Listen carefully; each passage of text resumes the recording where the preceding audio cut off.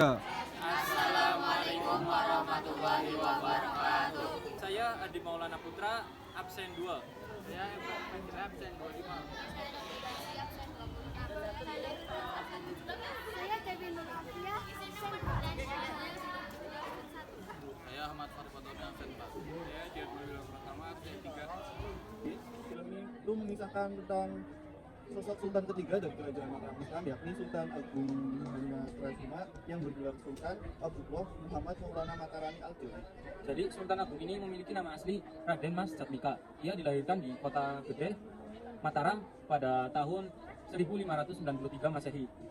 Adapun nama lain dari Sultan Agung itu adalah Raden Mas Rangsang. Beliau merupakan putra dari Prabu Anyakrawati dan Ratu Mas Aditya Gunawati. Ayah dari Sultan Agung merupakan Sultan kedua Mataram Islam. Sultan Agung merupakan pemimpin besar di Kerajaan Mataram Islam yang berpusat di Gede Mataram. Sekarang wilayah ini masuk di daerah istimewa Yogyakarta. Dalam film ini, karakter Sultan Agung diperankan oleh Aryo Bayu.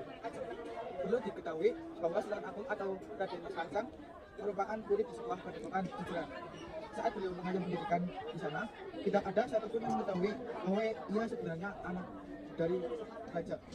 Singkat cerita, pada tahun 1613 tersiar kabar bahwa ayahnya meninggal, yaitu Prabu Anyakrawati meninggal di dunia saat berburu rusa di hutan Kerapian, sehingga pihak istana segera mencari pengganti dari sang raja.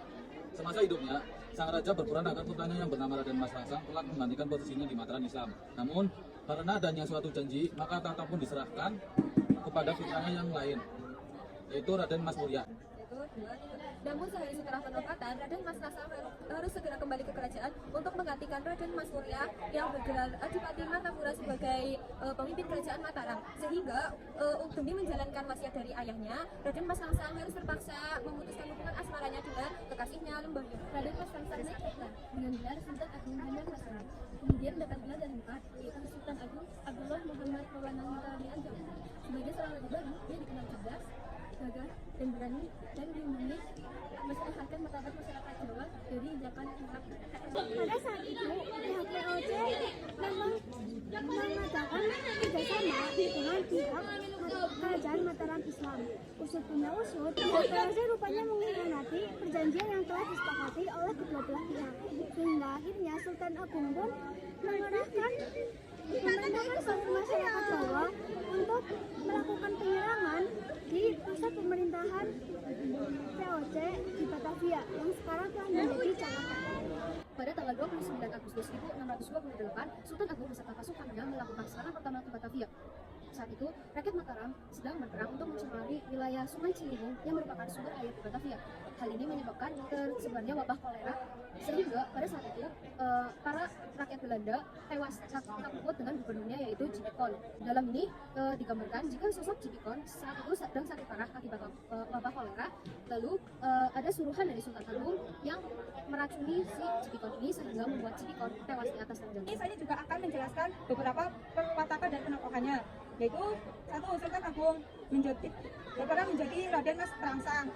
Wataknya bijaksana, tegas, visioner, dan berani melawan VOC. 2. Lembayung, sederhana, setia, lulus, tulus, dan rela berkorban demi cinta. 3. Nyai Ajeng, bijak, penuh kasih sayang, dan mendukung perjuangan Sultan Agung. 4. Jepon, licik, ambisius, dan kejam sebagai pemimpin VOC. 5. Raden Mas Rangsang muda, semangat idealis, namun emosional saat belajar memimpin. 6. Tumenggung, alap-alap, prajurit setia, pemberani dan tangguh di medan perang. 7. Pengkhianat kerajaan, licik dan egois, mendukung VOC untuk keuntungan pribadi. 8. Pangeran Mandaraka, karena sehat bijaksana yang loyal kepada Sultan Agung. 9. Adipati Prabola, ambisius dan pemberontak, menjadi ancaman bagi Mataram. 10. Ki Juru Martani, penasihat senior yang cerdik dan ahli strategi.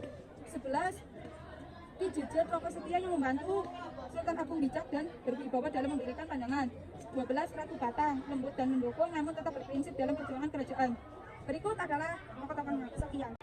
Jadi pesan moral yang terdapat dalam film Sultan Agung ini adalah kepemimpinan bijaksana, perjuangan untuk keadilan, pengorbanan, loyalitas dan kesetiaan, kejujuran, dan pengkhianatan.